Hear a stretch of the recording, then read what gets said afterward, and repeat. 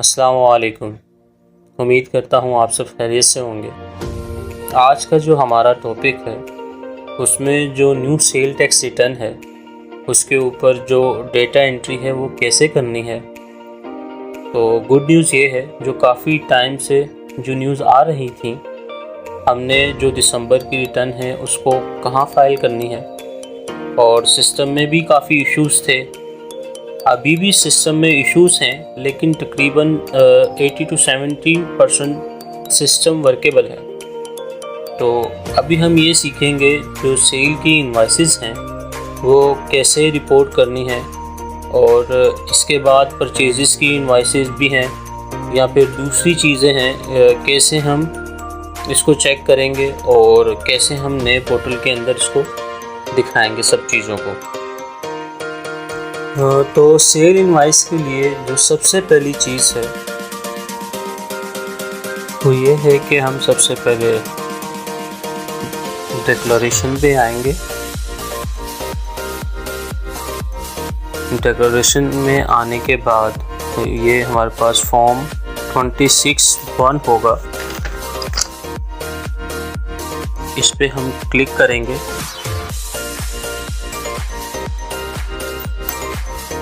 Click करने के बाद ये हमारे पास ऐसे फॉर्म ओपन हो जाएगा। यहाँ पीरियड लिखा हुआ है तो हम यहाँ टैक्स ईयर 22 सेलेक्ट कर देंगे। करने के बाद हम कोई और पीरियड अगर इसमें हम सेलेक्ट करते हैं दिसंबर के अलावा, तो ये देखें हमारे पास एक रेड कलर यानी कि क्वेश्चन मार्क दे देगा और एक मैसेज दे देगा हमें। तो इसके अंदर हम टैक्स ईयर 22 और सिर्फ दिसंबर का ही मंथ टाइप करेंगे, क्योंकि दिसंबर ऑनवर्ड है ये IRS के अंदर, यानी कि फर्स्ट टाइम जो हम डिक्लेरेशन हो रही है दिसंबर के अंदर ही है। तो इसके पिछले मंथ तो ये लेगा नहीं, जिसकी वजह से ये एरर दे रहा था। तो यहाँ हम दिसंबर 31 दिसंबर वाले का पीरियड सेलेक्ट कर लेंगे। सेलेक्ट करने के बाद ये हमारे पास पूरा इंटरफेस ओपन हो जाएगा। ये देखें इसमें सारी चीज़ें आ रही हैं, पूरा फॉर्म ओपन हुआ हुआ है। सबसे पहला जो फॉर्म है वो है परचेज़ेस का, यानी कि आप ये कह सकते हैं कि वो इनपुट का फॉर्म है, जिसके अंदर और आगे आप टैब्स वगैरह देखते हैं। इसके अंदर आपको एनेक्जर C और एनेक्जर A और बाकी मुख्तलिफ टैब नज़र आ रहे होंगे, जैसे कि B, D, H, J और K, और इसके बाद E है।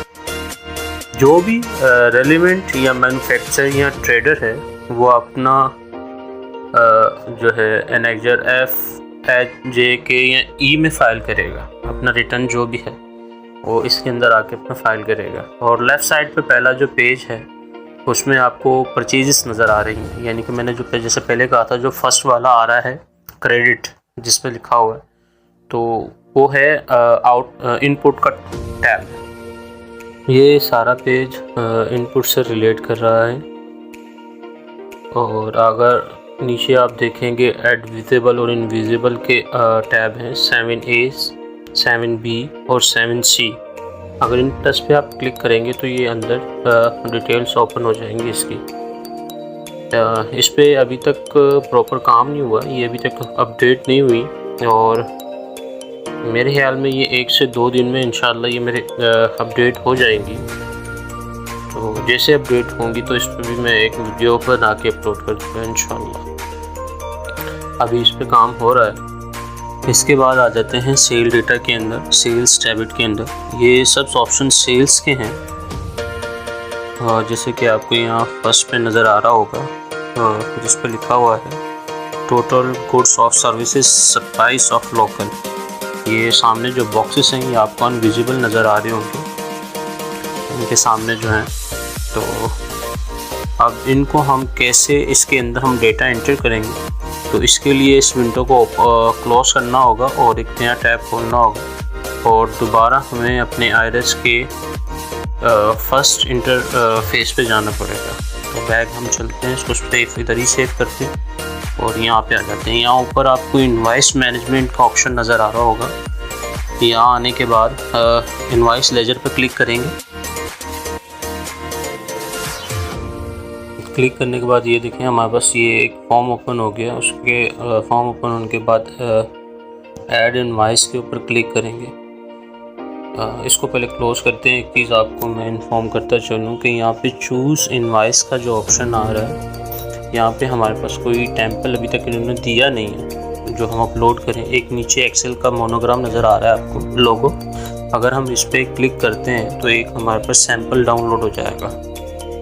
पर ये मैं आपको बता दूं कि ये सैम्पल सिर्फ इसलिए होगा कि जिससे हम कोई सेल हमने एंटर की होगी और जो डेटा हमने सेल पे पुट किया होगा तो ये उसके लिए फ़ाइल है। तो कभी भी ये आप यानी कि आपकी फ़ाइल ये अगर डाउनलोड करते हैं और उस पर अपनी सेल पुट करते हैं और उसको अपलोड करने की कोशिश करेंगे तो ये कभी भी नहीं होगी। और इस पर अभी जैसे कोई अपडेट आएगी फ़ाइल के, अगर FBR एक सैम्पल बना के दे देता है जैसे पहले वाले रिटर्न्स के अंदर था, तो मैं उस पर एक वीडियो बना के आपको इंशाल्लाह उस पर भी अपडेट कर दूंगा। अभी तक कोई अपडेट आई नहीं है इसकी, तो जैसे अपडेट आएगी तो मैं उस पर एक वीडियो बना के आपको बताऊंगा कि कैसे हम यानी कि जैसे पहले किया करते थे वैसे करेंगे। और इसके बाद हम आते हैं दोबारा ऐड इनवॉइस पे क्लिक करेंगे। यहाँ पे हम अपना ID कार्ड नंबर लिखते हैं। लिखने के बाद ये नाम खुद ही यानी कि मेंशन कर देगा आपका। और उसके बाद सेल टैब में आके सेल इनवॉइस के बाद इनवॉइस नंबर लिखना है।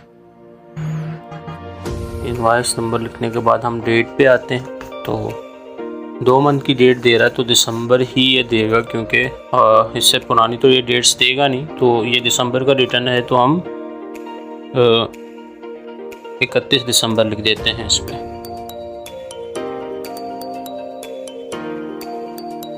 और प्रोविंस में हम पंजाब सेलेक्ट कर लेते हैं, जो भी आपका होगा।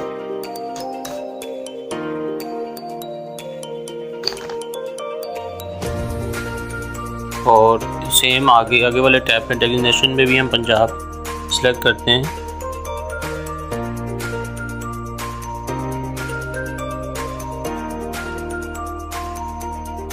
और आगे है कि जोन से भी आप सेक्शन में फॉल करते हैं तो वो सेक्शन सेलेक्ट कर देंगे।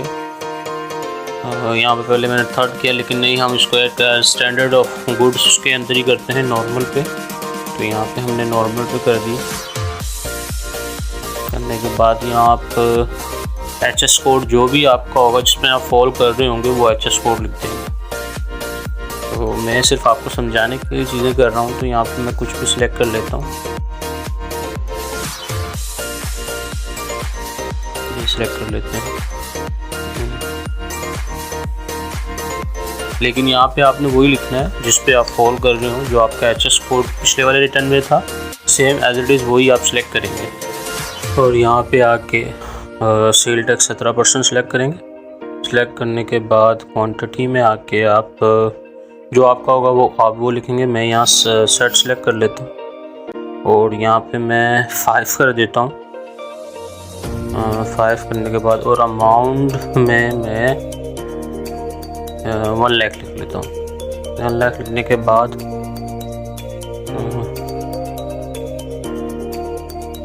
क्लिक करते हैं और ये इसने बना दिया 17,000 सेल टैक्स बन गया। और फर्दर क्योंकि अनरजिस्टर्ड है तो फर्दर की अमाउंट भी इसने कैलकुलेट कर दी। कैलकुलेट करने के बाद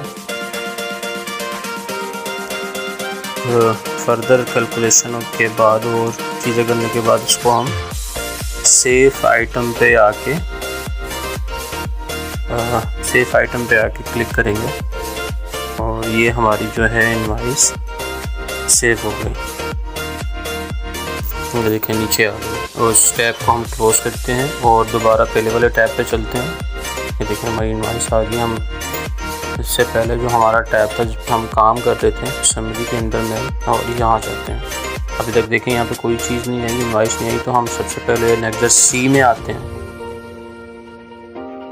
नेक्स्ट C में आने के बाद हम लोड इनवॉइस करेंगे। लोड इनवॉइस पे क्लिक करते हैं। देखें लोडिंग हो रही है। लोड होने के बाद देखें इनवॉइस आ गई। इसके ऊपर क्लिक करेंगे।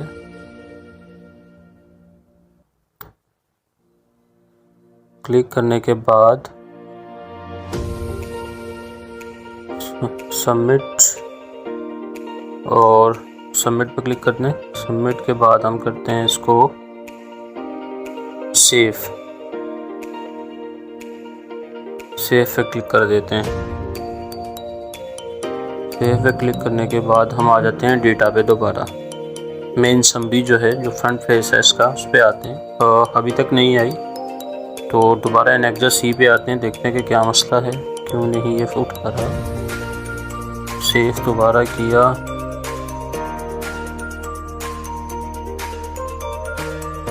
अच्छा डेटा पे दोबारा आए। आने के बाद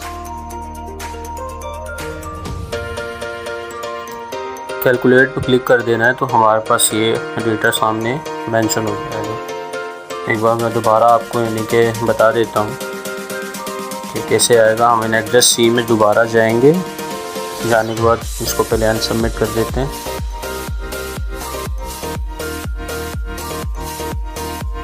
यहाँ आके सबसे पहले आप लोड इनवॉइस करेंगे। लोड इनवॉइस करने के बाद चेक क्लिक कर देंगे। क्लिक करने के बाद सेव के बटन पे क्लिक कर देंगे और फिर दोबारा डेटा पे आएंगे। डेटा पे आने के बाद हम इसको दोबारा से कैलकुलेट कर देंगे। कैलकुलेट पे क्लिक करते हैं तो ये कैलकुलेट कर देगा इसको। देखिए ग्रॉस वैल्यू भी मेंशन हो गई, टैक्सेबल वैल्यू भी और सेल टैक्स वैल्यू भी सामने मेंशन कैलकुलेट कर दी है। तो ये है एनेक्जर सी और ये पूरी समरी इस पर यानी कि आ गया पूरा डेटा इसमें। हाँ ऑटो कैलकुलेट कर दिया इसमें। तो इस टैब को दोबारा बंद करते हैं और मैं आपको एक बार फिर से यानी कि बता देता हूँ कि ये हम कैसे करेंगे ताकि बार बार कन्फ्यूजन ना हो इस चीज़ के लिए। इस टैब को हम क्लोज करेंगे। तो सबसे पहले हमने इनवॉइस मैनेजमेंट में आना है। यहाँ आके हम सारी जो हमारी इनवॉइसेस होगी वो हम यहाँ मेंशन कर देंगे पहले से, जो भी हमने सेल की होगी। वहाँ आने के बाद जब ये फॉर्म ओपन किया था उसको दोबारा एडिट करते हैं तो यहाँ पे सारी ये लिंक हो जाएंगे। तो लिंक होने के बाद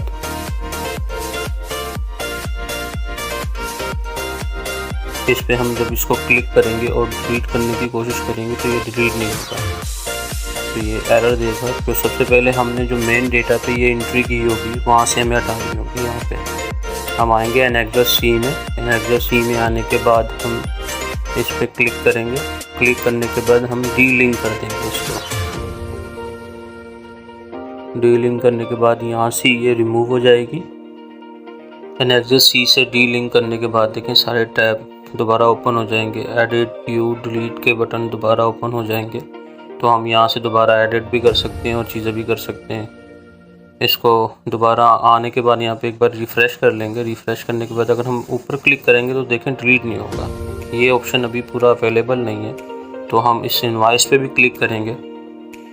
इनवॉइस पे क्लिक करने के बाद तो ये हम इसको यहाँ से डिलीट कर देंगे इनवॉइस को।